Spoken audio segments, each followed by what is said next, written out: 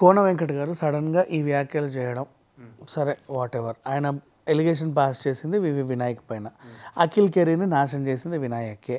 వద్దు వద్దు ఆ కథ వేస్ట్ అన్నా సరే నో నేను ఈ కథతోనే ముందుకెళ్తానని ఆయన వచ్చాడు.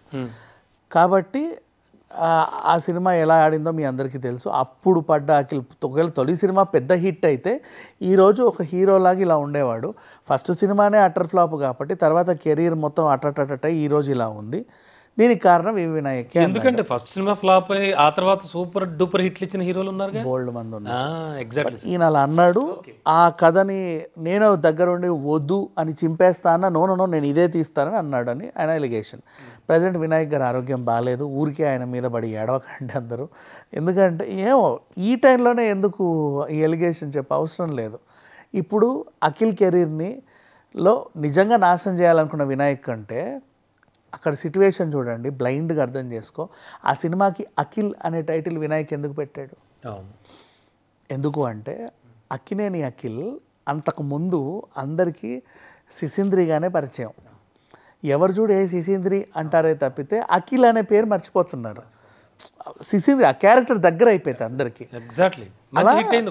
పెద్ద హిట్. పైగా పిల్లోని సిసింద్రి అనడమే వాళ్ళకి అలవాటు అయిపోయింది. నాగార్జున గారి మీద స్పూఫ్ చేసినా కూడా బ్రహ్మానందం పలానా ఒక సినిమాలో నాగార్జున ఇలా స్పూఫ్ చేసి నాగార్జున ఏడి అంటే సిసింద్రితో ఆడుకుంటున్నాడని అఖిల నాగేశ్వరరావు గొంతులో చెప్తాడు. అంటే అట్లా సిసింద్రియే ఈయన పేరు అనిపించింది. కాదు ఈయన అఖిల్. కనీసం ఫస్ట్ సినిమా నుంచే ఈయన అందరూ అఖిల్ అని పిలవాలంటే సినిమా టైటిలే అఖిల్ అని ఉంటే అలా ఈయన కెరీర్ ముందుకెళ్తుందని వినాయక్ టైటిల్ విషయంలోనే ఇంత ఆలోచించిన వినాయక్ సినిమా విషయంలో ఇంకెంత ఆలోచించి ఉంటాడు. నెక్స్ట్ అలాగే ఆ సినిమా కథ అందించింది వెలిగొండ శ్రీనివాస్ గారు.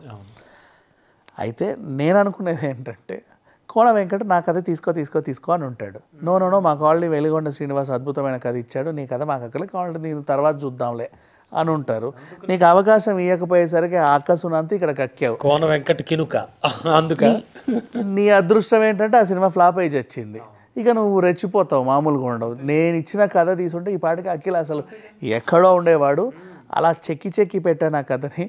వీళ్ళు మొత్తం సర్వనాశనం చేశారు ఆయన కెరీర్ని అన్నట్టుగా అక్కసు తీర్చుకునేలానే కనబడుతుంది తప్ప ఇంకోలా లేదు. వినాయక్ గారు హీరోల విషయంలో చాలా ఇదిగా ఉంటారు. చివరికి బెల్లంకొండ పిల్లోడు కూడా ఆయన సినిమా ఒకటి హిందీలో విపరీతంగా అందరికీ బాగా నచ్చేసింది. తెగ నచ్చేసి అందరూ ఎగబడి చూస్తున్నారు. ఇన్ని మిలియన్ల వ్యూస్ యూట్యూబ్లో ఒక రికార్డ్ బద్దలు కొడితే అరే ఈ పిల్లోడిని హిందీలో సక్సెస్ చేద్దామని పని కట్టుకొని తీసుకెళ్ళి